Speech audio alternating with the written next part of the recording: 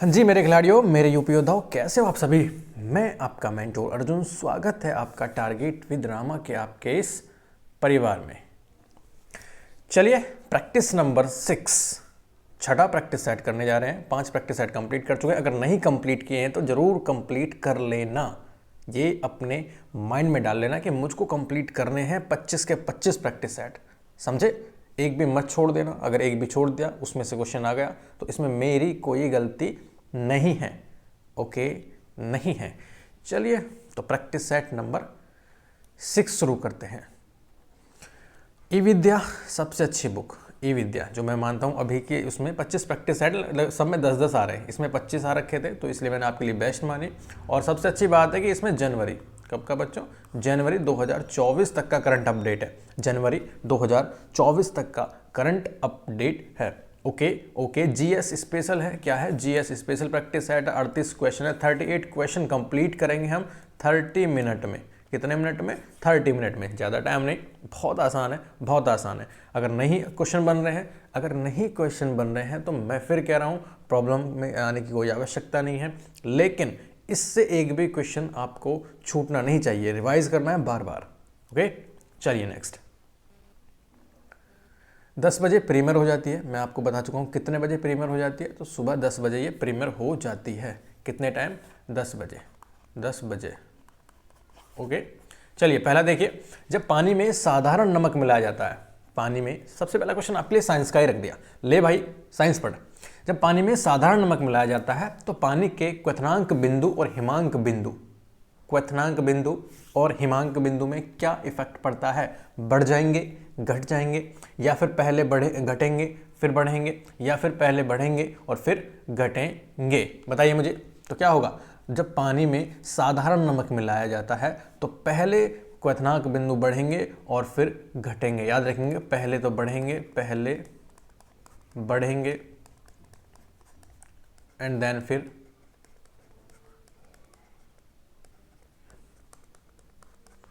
घटेंगे। Okay okay. तो option number D इसका answer हो जाएगा। ऑप्शन नंबर डी इसका आंसर हो जाएगा। नेक्स्ट देखिए, केंद्र सरकार ने डिजिटल इंडिया योजना किस वर्ष प्रारंभ की है? केंद्र सरकार ने, चलिए सरकार, नंबर 2 देखिए, केंद्र सरकार ने डिजिटल इंडिया योजना किस वर्ष प्रारंभ की थी? कौन सी योजना है बच्चों? डिजिटल इंडिया योजना। कौन सी योजना है? डिजिटल इंडिया योजना। तो 2016 में, 2014 में, 2015 में या फिर 2017 में? इधर पेन नहीं चल रहा है आधे में, लेकिन इधर इधर चल रहा है। तो 2015 में या फिर 2017 में? बताइए, केंद्र सरकार ने डिजिटल इंडिया योजना किस वर्ष प्रारंभ की है?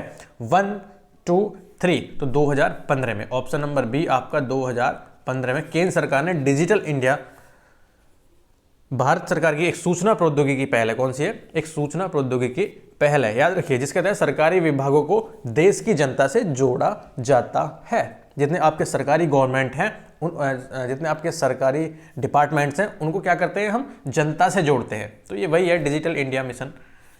चलिए नेक्स्ट देखिए, कह रहा है, तीसरा कह रहा है, क्या कह रहा है सर? ये कह रहा है वर्ष 2011 सॉरी, वर्ष 2011 की जनगणना के अनुसार, तो सेंसस से क्वेश्चन आ गया, जनगणना से। क्वेश्चन की विविधता देखिए, यानी कि डाइवर्सिटी देखिए इसमें क्वेश्चन की। तो 2011 की जनगणना के अनुसार सर्वाधिक जनघनत्व वाला राज्य कौन सा है? बताइए। बिहार है, उत्तर प्रदेश है, जनघनत्व, डेंसिटी की बात कर रहा है बच्चों, डेंसिटी। उत्तर प्रदेश है, बिहार है, केरल है, या फिर पश्चिम बंगाल है? तो बिहार। कौन है? तो बिहार। जिया हो बिहार के लाला। तो बिहार सबसे ज़्यादा जनघनत्व वाला स्टेट है, सबसे ज़्यादा। याद रखिएगा कितनी है, तो हमको ये भी पता होना चाहिए सर कितनी है, कभी कभी आपसे पूछ लेगा। तो 1106 जो व्यक्ति हैं आपके, वो पर किलोमीटर, कितने? पर वर्ग किलोमीटर स्क्वायर। तो याद रखें 1106 है बिहार की। उसके बाद केरल की कितनी है? केरल की देखें तो 800 आपकी 860 है। और उसके बाद अगर मैं उत्तर प्रदेश की देखें तो यूपी जरूर याद रखना, 829 डेंसिटी यूपी की। कितनी? 829। चलिए आगे, यूपी की याद रखना, यूपी की मत भूल जाना। 4 क्या कह रहा है? चौथा कह रहा है कि तमाशा संगीत नाटक का प्रसिद्ध लोक स्वरूप है। क्या कह रहा है? तमाशा के बारे में पूछा है। कैसे पूछा है? क्या पूछ रहा है? कह रहा है कि तमाशा तमाशा संगीत नाटक का प्रसिद्ध लोक स्वरूप है। कौन से स्टेट का है तमाशा? बिहार का है, पंजाब का है, महाराष्ट्र का है, उत्तर प्रदेश का है? तो बताइए 1 2 3। तो यह है आपका महाराष्ट्र का, महाराष्ट्र का, याद रखिएगा। ओके ओके, चलिए तमाशा महाराष्ट्र का प्रसिद्ध लोक नृत्य है। लोक नृत्य यानी कि एक डांसिंग फॉर्म है, याद रखिएगा इस चीज़ को। और अगर हम इसके जो महाराष्ट्र में और भी हैं, जैसे कि लावनी होगा, उसके बाद आपका मोनी हो गया, लेजम हो गया, गोरीचा हो गया, कुछ लिख देता हूँ यहाँ पर, जैसे कि आपका लावनी कई बार पूछा जाता है एग्जाम में, कौन सा? लावनी, ये भी महाराष्ट्र का है, इसको याद रखिएगा। ललिता भी महाराष्ट्र का है, इसको याद रखिएगा। उसके बाद आपको कौन सा याद रखना? दोवाडा, ये भी कई बार पूछा है, इसको याद रखिएगा, ये भी महाराष्ट्र का है। और एक और आपका गफा, ये भी महाराष्ट्र का है। ओके ओके ओके ओके, चलिए 5 में क्या कह रहा है? नेक्स्ट कह रहा है कि निम्नलिखित में से किस स्वर्ण द्वार का नगर कहा जाता है? निम्नलिखित में से किसे स्वर्ण द्वार का नगर कहा जाता है? स्वर्ण द्वार गोल्डन गेट का नगर कहा जाता है। तो पेरिस है, या फिर एम्स्टर्डम है, या फिर आपका मुंबई है, या फिर सैन फ्रांसिस्को है? बताइए मुझे। तो आपका है सैन फ्रांसिस्को, ऑप्शन डी आप देख रहे होंगे, तो इसको है सैन फ्रांसिस्को। ठीक है, इसको स्वर्ण द्वार का नगर कहा जाता है। कौन से द्वार का? स्वर्ण द्वार का नगर कहा जाता है। गोल्डन गेट एक उत्तरी अमेरिकी जल संधि है। क्या है? गोल्डन गेट एक जल संधि है, ये जल संधि, याद देखिएगा। गोल्डन गेट यानी कि स्वर्ण द्वार क्या है? एक जल संधि है जो सैन फ्रांसिस्को की खाड़ी को प्रशांत महासागर से जोड़ती है। फ्रांसिस्को की खाड़ी को किससे जोड़ती है? प्रशांत महासागर से, प्रशांत पैसिफिक ओशियन से जोड़ती है, याद रखिएगा। नेक्स्ट क्या रहा है कि उत्तर प्रदेश में पाए जाने वाले प्रमुख खनिज हैं। यूपी में पाए जाने वाले प्रमुख खनिज हैं, कौन कौन से? तांबा एवं ग्रेफाइट है, उसके बाद आपका रॉक फॉस्फेट तथा डोलोमाइट है। बी ऑप्शन में देखिए आगे, लाइमस्टोन और डोलोमाइट है, या फिर इनमें से कोई भी नहीं है? तो 1 2 3, तो इसमें लाइमस्टोन और डोलोमाइट, ऑप्शन बी देखिए, आपका ऑप्शन बी करेक्ट है। किसमें? लाइमस्टोन और डोलोमाइट। कौन से पाए जाते हैं? लाइमस्टोन और डोलोमाइट प्रमुख खनिज हैं जो उत्तर प्रदेश में पाए जाते हैं। सॉरी, अगर और बात करूं और कौन कौन से मिलते हैं यूपी में, तो इधर देखिए स्क्रीन पर। तो यूपी में और मिलते हैं आपको, कौन कौन से मिलते हैं? डायस्पोर मिलते हैं। उसके बाद आपका डोलोमाइट याद रखिएगा। उसके बाद आपका चूना पत्थर,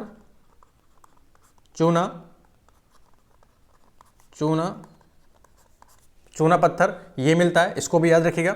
उसके बाद आपका गंधक एवं कोयला, आपको गंधक भी मिलेगा। उसके बाद आपको कोयला भी मिलेगा, इसको भी याद रखिएगा। ओके, उसके बाद जिप्सम नेक्स्ट क्या है? जिप्सम, ये भी मिलता है। ठीक है, चलिए ये प्रमुख खनिज हैं जो आपके उत्तर प्रदेश में मिलते हैं। बाकी ये गौण खनिज हैं, कौन कौन से? तांबा हो गया, रॉक फॉस्फेट, बाकी ये आपके गौण खनिज हैं। ठीक है, चलिए नेक्स्ट देखिए।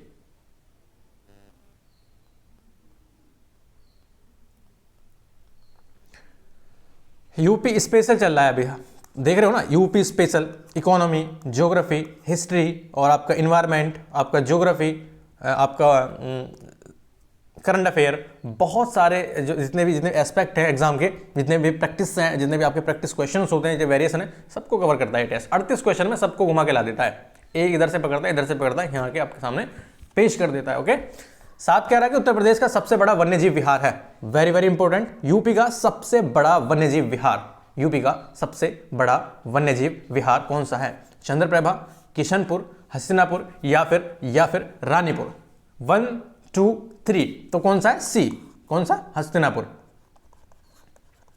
मेरे खिलाड़ियों, मेरे योद्धाओं, हस्तिनापुर यूपी का सबसे बड़ा वन्यजीव विहार है। कौन सा है? हस्तिनापुर, याद रखिएगा। ठीक है,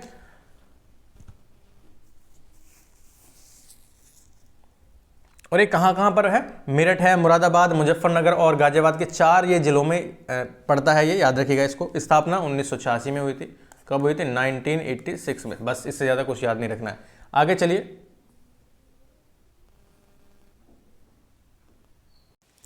आठवां क्या कह रहा है? ये कह रहा है कि जीटी रोड नहीं गुजरती, फ्रॉम वेयर? जीटी रोड नहीं गुजरती है इलाहाबाद से, अलीगढ़ से, आगरा से, मुगल सराय से। बताइए, जीटी रोड नहीं गुजरती है, कहाँ से नहीं गुजरती है? तो 1 2 3, तो कहां से नहीं गुजरती? अलीगढ़ से नहीं गुजरती। ऑप्शन नंबर सी, यहां से जीटी रोड नहीं गुजरती है। कहां से? अलीगढ़ से जीटी रोड नहीं गुजरती है। इसका नाम याद रखना। पूरा नाम क्या है? Grand trunk road. क्या नाम है? ग्रांड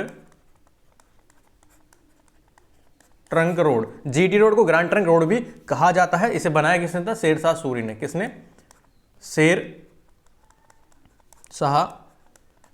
शेरशाह सूरी ने इसको बनाया था। इसको याद रखिएगा। Okay okay. सड़क ए आजम भी कहा जाता है। एक और नाम क्या है? सड़क ए आजम। ओके, सड़क ए आजम भी इसको कहा जाता है। उत्तर प्रदेश में इलाहाबाद से, उसके बाद आपका कानपुर आगरा से होकर गुजरती है। इलाहाबाद, कानपुर और आगरा से। कहां से? इलाहाबाद से, कानपुर से और आगरा से ये होकर गुजरती है। ओके, चलिए। कहां से नहीं गुजरती? अलीगढ़ से नहीं गुजरती। नाम याद रखिएगा, वेरी वेरी इंपॉर्टेंट है। चलिए आगे क्या कह रहा है? उत्तर प्रदेश के निम्नलिखित जनपदों में से, क्या पूछ रहा है सर? उत्तर प्रदेश के निम्नलिखित जनपदों में से, जिलों में से कौन सा जनपद क्षेत्रफल की दृष्टि से सबसे सबसे सबसे सबसे छोटा है? सबसे छोटा है वाराणसी, इलाहाबाद, जौनपुर या फिर गाजीपुर। बताइए कौन सा इनमें सबसे छोटा है? तो कौन सा है? ए, वाराणसी। इनमें इससे पूछा है आपसे, वाराणसी। कौन सा है? वाराणसी सबसे छोटा है क्षेत्रफल की दृष्टि से। निम्नलिखित में से पूछा है, सबसे, इसमें नहीं पूछा है, इन चारों में से पूछा है कि सबसे छोटा कौन सा है। तो कौन सा है इनमें से? वाराणसी है। ओके, कौन सा है? वाराणसी।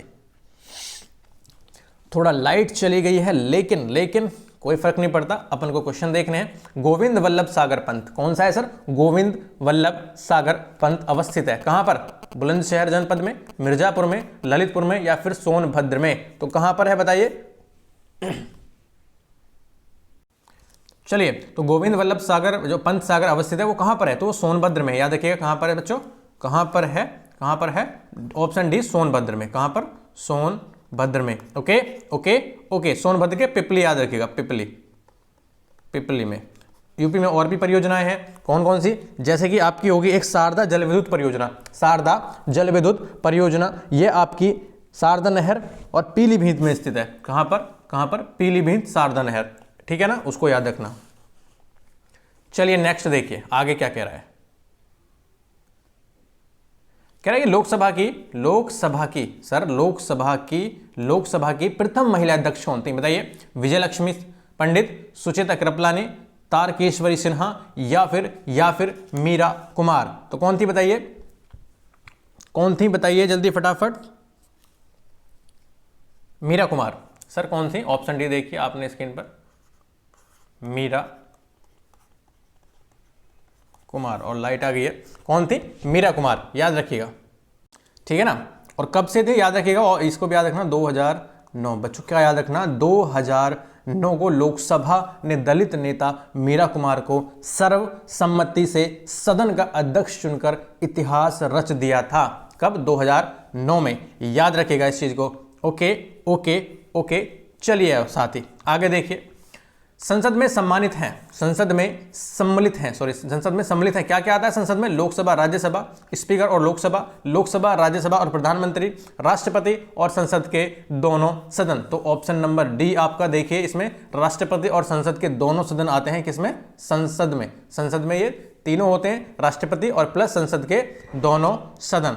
ओके। और अनुच्छेद किसमें दे रखा है? आर्टिकल अब जरूर हमको पता होना चाहिए। क्या पता होना चाहिए? आर्टिकल हमको जरूर पता होना चाहिए। भारतीय संविधान के अनुच्छेद 79 में भारतीय संसद के गठन का उल्लेख है। आर्टिकल नंबर 79 संसद के बारे में बताता है, संसद के गठन के बारे में। Okay okay. नेक्स्ट देखिए। भारत में सर्वप्रथम सांकेतिक मुद्रा का प्रचलन किया था। सांकेतिक मुद्रा की इंडिकेटेड जो एक मुद्रा होती थी, सांकेतिक मुद्रा होती थी, उसका प्रचलन किसने किया था? अकबर ने, बहलोल लोदी ने, अलाउद्दीन खिलजी ने या फिर मोहम्मद बिन तुगलक ने? तो आपके लिए बताइए 1 2 3। तो किसने किया था सांकेतिक मुद्रा? एमबीटी। याद रखिएगा इसको, एमबीटी बोले तो मोहम्मद बिन तुगलक ने। ओके, ठीक है ना। मोहम्मद बिन तुगलक का कार्यकाल हमको पता होना चाहिए। एमबीटी का कार्यकाल था 1325 से लेकर 1351। ओके, ईस्वी 1325 से लेकर 1351 इसका काल था। चलिए नेक्स्ट देखिए।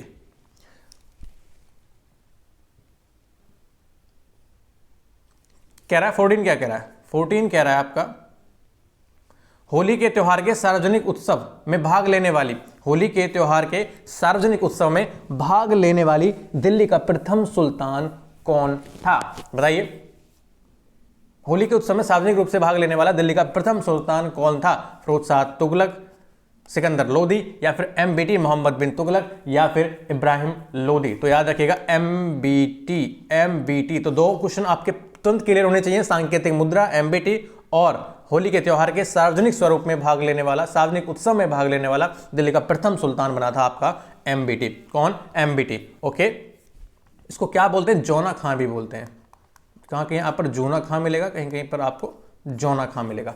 नेक्स्ट क्या कह रहा है? निम्नलिखित में से कौन सी मध्यकालीन भारत की प्रथम महिला शासिका थी? मध्यकालीन मेडिवल हिस्ट्री में पहुंचे, फटाफट माइंड को क्लिक करिए और फटाफट लैंड करिए मेडिवल हिस्ट्री में और देखिए वहां पर जाकर कि मध्यकालीन भारत की प्रथम महिला शासक कौन थी? रजिया सुल्तान, चांद बीबी, दुर्गावती, या फिर नूर जहां। तो 1 2 3 कौन थी? रजिया सुल्तान। कौन थी सर? रजिया सुल्तान, इल्तुतमिश की पुत्री। किसकी पुत्री? इल्तुतमिश की पुत्री।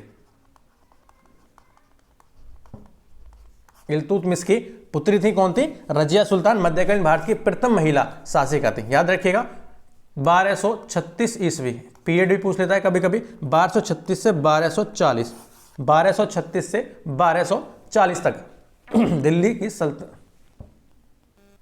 चलिए दिल्ली की शासिका रही। नेक्स्ट देखिए आगे क्या कह रहा है। कह रहा है कि मेवाड़ के किस राजा को वर्ष 1527 में खानवा के युद्ध में बाबर ने हराया था? तो किसने हराया था? किस शासक को हराया था? 1527 में खानवा के युद्ध में बाबर ने किसको हराया था? राणा प्रताप, मान सिंह, सवाई उदय सिंह, या फिर राणा सांगा। तो किसको हराया था? राणा सांगा को। किसको? राणा सांगा को। कौन से युद्ध में? 1527 का युद्ध होता है खानवा का युद्ध। खानवा का कौन सा युद्ध होता है? खानवा का युद्ध। याद रखिएगा। Okay okay okay okay okay okay. चलिए नेक्स्ट देखिए। और जब यहां से बाबर ने ये युद्ध जीता तो यहीं से उसने एक उपाधि धारण की। कौन सी? गाजी की उपाधि। बच्चों गाजी की उपाधि बाबर ने यहीं से धारण की थी जब इसने ये युद्ध जीता था, खानवा का युद्ध। नेक्स्ट देखिए आगे कह रहा है कि निम्नलिखित में से कौन भी कभी भी भारतीय राष्ट्रीय कांग्रेस का अध्यक्ष नहीं चुना गया था? बहुत आपके लिए एक क्वेश्चन ना मुझे नहीं लगता आपको कहीं देखने को मिलेंगे कहीं भी। ये क्वेश्चन आपके UPPCS तक लेवल को कवर करते हैं। मतलब ऐसे क्वेश्चन है इसमें बहुत अच्छी लगी मेरे को। बताइए, एनी बेसेंट, अंबिका चरण मजूमदार, बाल गंगाधर तिलक, या फिर JB कृपलानी। निम्नलिखित में से कौन सा इंडियन नेशनल कांग्रेस का अध्यक्ष नहीं चुना गया था? 1 2 3। तो बाल गंगाधर तिलक। बाल गंगाधर तिलक ने कभी भी भारतीय राष्ट्रीय कांग्रेस की अध्यक्षता नहीं की थी। याद रखिएगा। नेक्स्ट कह रहा है कि जनगणना 2011 के आंकड़ों के अनुसार उत्तर प्रदेश में उच्चतम साक्षरता दर वाला जनपद है। जनगणना 2011 के आंकड़ों के अनुसार यूपी में उच्चतम साक्षरता दर वाला जनपद है। सबसे ज्यादा साक्षर वाला दर यानी कि लिटरेसी यानी कि पढ़े लिखे लोग कहां पर हैं? बताइए। तो ये है आपके गौतम बुद्ध नगर। कहां पर है सर? गौतम बुद्ध नगर। कहां पर? गौतम बुद्ध नगर। याद रखिएगा इसमें।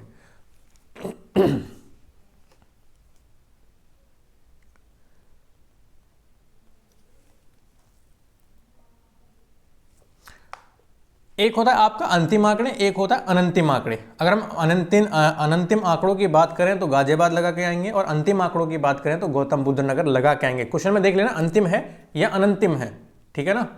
जनगणना 2011 के आंकड़ों के अनुसार, फिर कह रहा है कि जनगणना 2011 के आंकड़ों के अनुसार निम्नलिखित में से उत्तर प्रदेश के किस जनपद की जनसंख्या न्यूनतम है? किस जनपद की जनसंख्या न्यूनतम है? बताइए मुझे, किस जनपद की जनसंख्या न्यूनतम है? चित्रकूट, हमीरपुर, महोबा, या फिर श्रावस्ती। बताइए कौन सा है? तो याद रखिएगा महोबा की सबसे कम जनसंख्या है। कितनी है? 875 958। आपको याद करने की आवश्यकता नहीं है, भूल जाइए, लेकिन याद रखना है कि आपको महोबा की जनसंख्या सबसे कम है, ठीक है ना। चलिए नेक्स्ट देखिए आगे। निम्नलिखित शास्त्रीय, क्वेश्चन क्या कह रहा है? निम्नलिखित शास्त्रीय नृत्य प्रारूपों में से कौन सा उत्तर प्रदेश से संबंध है? यहां से क्वेश्चन जरूर बनते हैं। कथक हो गया, भरतनाट्यम, उड़ीसा, कुचिपुड़ी, ये जितने भी आपके क्लासिकल डांस फॉर्म है, यहां से एक दो क्वेश्चन आपके बनते ही बनते हैं। तो यूपी का पता होना चाहिए कि यूपी का कौन सा है। यूपी का है आपका कथक। कौन सा है सर? यूपी का क्या है? कथक। उत्तर प्रदेश का शास्त्रीय नृत्य है। यूपी का, उत्तर प्रदेश का शास्त्रीय नृत्य कौन सा है? कथक है। भरतनाट्यम बताएंगे मुझे, तमिलनाडु का तो नहीं है। उसके बाद ओडिसी बताएंगे, उड़ीसा का तो नहीं है। कुचिपुड़ी बताएंगे, कुचिपुड़ी कहाँ का है? चलिए, हिंदू मुस्लिम एकता क्या कह रहा है कि हिंदू मुस्लिम एकता का प्रतीक सुलह कुल उत्सव उत्तर प्रदेश में आयोजित किया जाता है। कौन सा? सुलह कुल। अब ये नहीं पूछा कि किसने इसे शुरू किया था, इसने पूछा कि यूपी में कहां पर ये आयोजित किया जाता है। सुलह कुल मेरठ में, अलीगढ़ में, लखनऊ में, या फिर आगरा में। बताइए कहां पर किया जाता है? तो ये किया जाता है आपका आगरा में। शुरू किसने किया था? ये अकबर ने। पता है ना आपको? आपको पता है ना सर?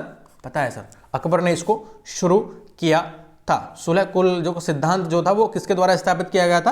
अकबर के द्वारा स्थापित किया गया था। नेक्स्ट देखिए, 22वां कह रहा है कि उत्तर प्रदेश में कृत्रिम रबर का कारखाना अवस्थित है। कृत्रिम रबर यानी कि आर्टिफिशियल रबर जो बनती है वो कहां पर बनती है? उन्नाव में, गाजियाबाद में, मुरादाबाद में, या फिर बरेली में। तो बताइए 1 2 3। तो ये बनती है आपकी बरेली में। कहां पर सर? बरेली में। ओके, कहां पर? बरेली में। याद रखिएगा। आगे चलिए, क्षेत्रफल की दृष्टि से 23वां क्वेश्चन क्या कह रहा है? कह रहा है कि क्षेत्रफल की दृष्टि से उत्तर प्रदेश का सबसे बड़ा जनपद, एरिया में देखें ना, यूपी का सबसे बड़ा जनपद कौन सा है भाई? सबसे छोटा, सबसे बड़ा, पहला, दूसरा, तीसरा तो पता होना चाहिए। क्षेत्रफल की दृष्टि से उत्तर प्रदेश का सबसे बड़ा जनपद कौन सा है? बहराइच, लखीमपुर खीरी, सोनभद्र, या फिर वाराणसी। तो याद रखिएगा लखीमपुर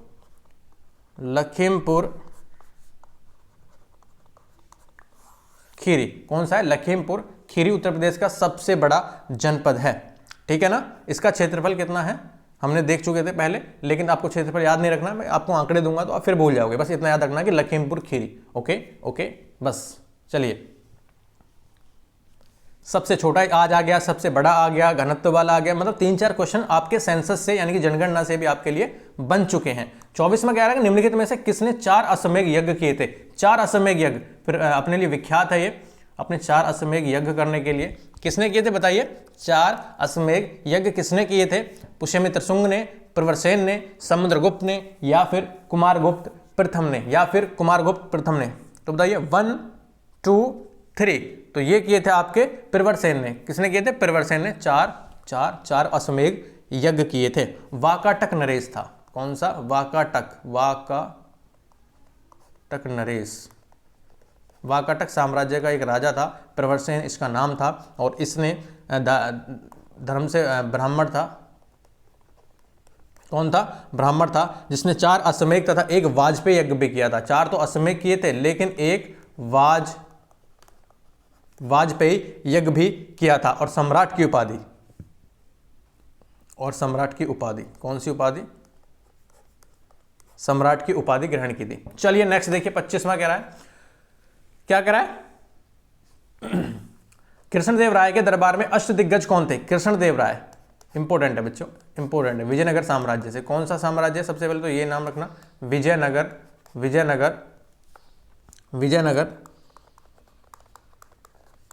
साम्राज्य। विजयनगर साम्राज्य से अष्टदिग्गज कौन थे कृष्णदेव राय के दरबार में? 8 मंत्री थे, या फिर 8 महान सेनापति थे, या फिर 8 तेलुगु कवि थे, या फिर 8 परामर्शदाता थे। तो ये थे 8 तेलुगु कवि। ऑप्शन नंबर बी याद रखिएगा, जो आगे है आपका। 8 तेलुगु कवि कृष्णदेव राय के दरबार में अष्टदिग्गज के नाम से विख्यात थे। ठीक है ना? क्या थे? विख्यात थे। आगे चलिए, नवरत्न आपने सुना होगा। नवरत्न किसके दरबार में रहते थे? बताइए। चंद्रगुप्त विक्रमादित्य। भक्ति आंदोलन का प्रारंभ किया गया था अलवार संतों द्वारा, सूरदास द्वारा, सूफी संतों द्वारा, या फिर ऑप्शन नंबर डी आपका तुलसीदास द्वारा। भक्ति आंदोलन, कौन सा आंदोलन? भक्ति आंदोलन का प्रारंभ किया गया था। तो किया गया था, बताइए।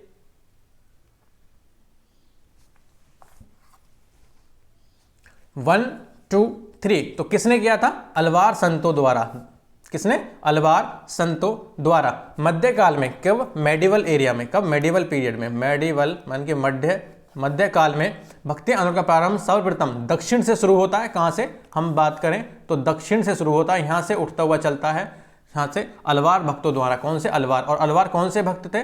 जो विष्णु की उपासना करते थे। किसकी? विष्णु की उपासना करते थे। और एक नैनार भी थे दक्षिण में। कौन? नैनार ये शिव के उपासक थे। किसके? शिव के उपासक थे। और यही इन दोनों की वजह से ही भक्ति आंदोलन दक्षिण से शुरू होकर उत्तर भारत में पहुंचा, याद रखिएगा। ठीक है, चलिए नेक्स्ट देखिए। आपसे पूछ लेता है कि कभी कभी कि नैनार कौन थे और अलवार कौन थे, तो दोनों को नहीं भूलना है, नहीं भूलना है ना जी सर।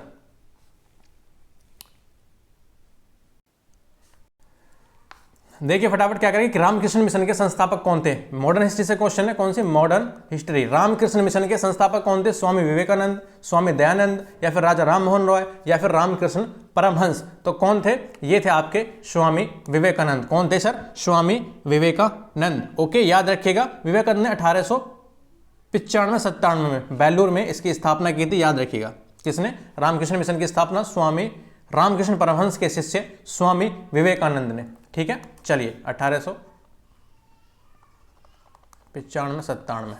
ठीक है, निम्नलिखित में से किसे भारतीय अशांति का जनक कहा गया है? वेरी वेरी इंपॉर्टेंट क्वेश्चन है बच्चों। एक तो आपके लिए क्वेश्चन आया था कि निम्नलिखित में से किसने इंडियन नेशनल कांग्रेस की अध्यक्षता नहीं की थी, तो हम ये क्वेश्चन कर चुके हैं पीछे। लेकिन ऐसा ही क्वेश्चन है कि भारतीय अशांति का जनक किसे कहा जाता है, या फिर किसे कहा गया है? तो बताइए किसे कहा गया है? तो ये कहा गया है आपका बीजी तिलक को। किसको? बाल गंगाधर तिलक को भारतीय अशांति का जनक कहा गया है। ओके, चलिए नेक्स्ट देखिए। 29वां क्या कह रहा है? 29वां क्या कह रहा है?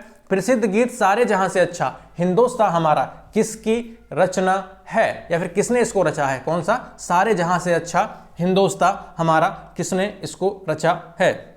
बताइए मुझे।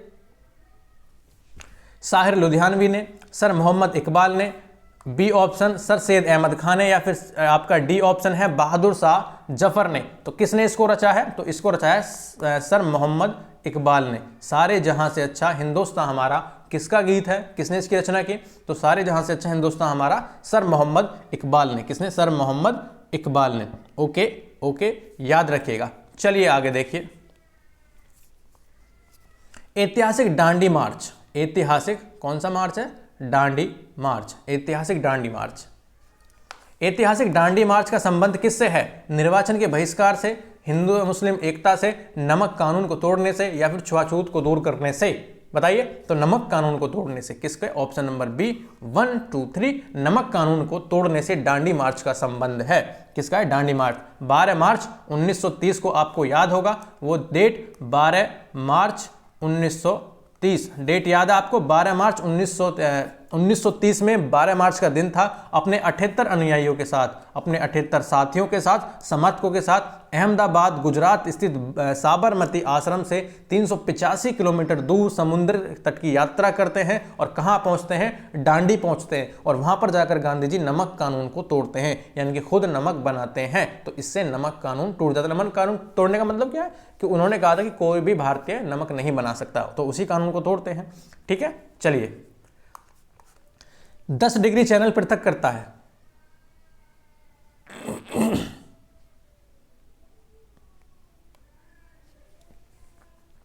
दस डिग्री चैनल पृथक करता है अंडमान को निकोबार द्वीप से, अंडमान को म्यांमार से, भारत को श्रीलंका से, या फिर लक्षद्वीप को मालदीव से। तो ये करता है अंडमान को निकोबार से। कौन सा? अंडमान को निकोबार से। कौन सा? 10 डिग्री चैनल अंडमान को। लिटिल अंडमान, अंडमान में भी छोटा अंडमान, और कार निकोबार। कौन सा? कार निकोबार। याद रखिएगा। अंडमान और म्यांमार कौन सा है? Coco Channel. कौन सा? Coco Channel. इसको करता है कोको चैनल। और भारत को श्रीलंका से, भारत को श्रीलंका से कौन? पाक स्ट्रेट। कौन सा? पाक जल संधि, आपको याद होगी। और लक्षद्वीप को मालदीव से 8 डिग्री चैनल, 8 डिग्री चैनल, याद रखिएगा। नेक्स्ट क्या कह रहा है? आगे कह रहा है कि दक्षिण भारत की सबसे ऊंची चोटी है। दक्षिणी भारत की सबसे ऊंची चोटी कौन सी है? अनाईमुडी, डोडा बेटा। इन दोनों में से एक बता दीजिए। इन दोनों में से एक है अनाईमुडी या फिर डोडा बेटा। तो याद रखिएगा अनाईमुडी सबसे ऊंची चोटी है। 2695 2695 मीटर ऊंची चोटी है ये। कौन सी? अनाईमुडी। ठीक है ना। और कौन सी पहाड़ी पर है? अन्नामलाई, अन्नामलाई पहाड़ी। ठीक है, चलिए आगे देखिए। नेक्स्ट, निम्नलिखित में से कौन सा ग्रह सबसे कम समय में सूर्य का चक्कर लगाता है? क्वेश्चन पूछा है कि निम्नलिखित में से कौन सा ग्रह सबसे कम समय में सूर्य का चक्कर लगाता है, प्लूटो, बुध, पृथ्वी या फिर शनि। तो बताइए 1 2 3, तो कौन लगाता है? बुध। बुध सबसे कम समय में सूर्य का चक्कर लगाता है। याद रखिएगा सूर्य के सर्वाधिक नजदीक कौन है? बुध ही है। कौन है? नजदीक बुध है, जो सबसे गर्म और सर्वाधिक छोटा ग्रह है। सबसे गर्म है और सबसे छोटा ग्रह है। 3 रंग मूल रंग होते हैं। आपके बेस जो कलर हैं वो कौन से हैं? 3 कलर होते हैं आपके मूल रंग, यानी कि प्राइमरी कलर्स कौन कौन से हैं बताइए? नीला, पीला, लाल, पीला हरा लाल, या फिर नीला हरा लाल, या फिर नीला पीला और फिर हरा। तो आप याद रखिएगा आपके जो बेस कलर होते हैं, प्राइमरी कलर्स होते हैं या मूल कलर होते हैं जिनसे और भी कलर बनते हैं, वो है आपका नीला, हरा, blue, green and red. Blue, green और रेड, ये ऑप्शन नंबर बी। 35वां देखिए, उपराष्ट्रपति जगदीप धनखड़ द्वारा हाल ही में उत्तर प्रदेश के किस शहर में, क्या कह रहा है? जगदीप धनखड़ द्वारा जो उपराष्ट्रपति हैं, तो पहले तो नाम याद रखिएगा कौन है? जगदीप धनखड़। हाल ही में उत्तर प्रदेश के किस शहर में अटल स्वास्थ्य मेले का उद्घाटन किया गया? लखनऊ में, या फिर अयोध्या में, या फिर गाजियाबाद में, या फिर मथुरा में? कौन सा मेला? अटल स्वास्थ्य मेला। कहां पर किया गया बताइए मुझे? तो याद रखिएगा इसको किया गया लखनऊ में। कहां पर किया गया? लखनऊ में। ये करंट का क्वेश्चन है। कहां का क्वेश्चन है? करंट का क्वेश्चन है। लखनऊ में स्वास्थ्य मेले का उद्घाटन किया गया। चलिए नेक्स्ट देखिए आगे क्या कह रहा है। अंतरराष्ट्रीय टेनिस महासंघ, करंट का फिर क्वेश्चन है और कहां से? स्पोर्ट से, कैटेगरी स्पोर्ट। अंतरराष्ट्रीय टेनिस महासंघ ITF ने वर्ष 2023 के विश्व चैंपियन पुरस्कार से दिसंबर 2023 में किसे सम्मानित किया? देखो दिसंबर की न्यूज है, अभी 1 महीने पहले की, 1 महीना भी नहीं हुआ है। दिसंबर 2023 में किसे सम्मानित किया गया? नोवाक जोकोविच, अरीना सबालेंका, ए और बी दोनों, या फिर कैस्पर रुड, या फिर कैस्पर रुड। तो याद रखिएगा किसे किया गया? ए और बी, यानी कि नोवाक जोकोविच और अरीना सबालेंका को। नोवाक जोकोविच और कौन सा? अरीना सबालेंका को। ठीक है ना। नोवाक जोकोविच कहाँ के हैं? ये सर्बिया के हैं। ऐसे पूछ लेता है कभी कभी, कहाँ के हैं ये? सर्बिया के हैं। और अरीना सबालेंका कहाँ के हैं? ये बेलारूस के हैं। कहाँ की? बेलारूस। ओके चलिए नेक्स्ट देखिए आगे। किस हॉलीवुड अभिनेता, कौन सा अभिनेता? हॉलीवुड अभिनेता को सत्यजीत रे लाइफ टाइम अचीवमेंट पुरस्कार कैटेगरी अवार्ड, मैंने आपको बता चुका हूं 2-3 कैटेगरी आपके लिए बड़ी इंपॉर्टेंट है, एक तो स्पोर्ट, दूसरी अवार्ड। ठीक है ना। तो कौन सा अवार्ड है, कौन सा पुरस्कार है? सत्यजीत रे लाइफ टाइम अचीवमेंट पुरस्कार से 28 नवंबर 2023 को सम्मानित किया गया। विल स्मिथ को, माइकल डगलस को, ट्राई कोत्सर को, या फिर ऑस्टिन बटलर को। तो किसे किया गया बताइए मुझे? तो ये किया गया आपका माइकल डगलस को। माइकल डगलस को याद रखिएगा, माइकल डगलस को। ठीक है। लास्ट क्वेश्चन आपकी स्क्रीन पर, आपकी यूपी पुलिस वर्दी के लिए, यूपी पुलिस आपको बनने के लिए, उत्तर प्रदेश में सिपाही बनने के लिए एक बहुत इंपॉर्टेंट क्वेश्चन है। भारत निर्वाचन आयोग द्वारा अक्टूबर 2023 में किसे अपना राष्ट्रीय आइकन नियुक्त किया गया? भारत निर्वाचन आयोग द्वारा अक्टूबर 2023 में किसे अपना राष्ट्रीय आइकन नियुक्त किया गया? राजकुमार राव, आमिर खान, अमिताभ बच्चन, या फिर विराट कोहली। तो किसे किया गया था? राजकुमार राव को। किसको? राजकुमार राव को। भारत निर्वाचन आयोग द्वारा किसे अपना आइकन नियुक्त किया गया था? राजकुमार राव को। और क्यों? वोटिंग करने के लिए, जागरूकता बढ़ाने के लिए, वोटिंग के लिए जागरूक बढ़ाने के लिए। निर्वाचन आयोग आपका कौन सी आर्टिकल में बताओगे आप मुझे, कौन सी में है? आर्टिकल नंबर 324 में तो नहीं है, ये आप मुझे कंफर्म करके बताओगे। ओके चलिए आपका टेस्ट फिनिश होता है। 38 क्वेश्चन होते हैं और जरूर लगाना यार, आराम से 30 मिनट का कोई टेस्ट होता है, बड़े प्यार से लगाना है, बहुत प्यार से। एक भी क्वेश्चन गलत नहीं होना चाहिए। गलत हो रहा है तो उसे तुरंत अपनी नोटबुक में लिख लें और उसके गूगल करके जहां से नोट्स वगैरह से उसको तैयार कर लें। Okay all the best. मिलते हैं कल 10 बजे इसी टाइम नए नेक्स्ट टेस्ट 7 के लिए। एक बार आपसे छोटी सी रिक्वेस्ट, लाइक जरूर करना यार, शेयर जरूर करना, बच्चों तक पहुंचा दीजिए बस कैसे भी आप मुझे।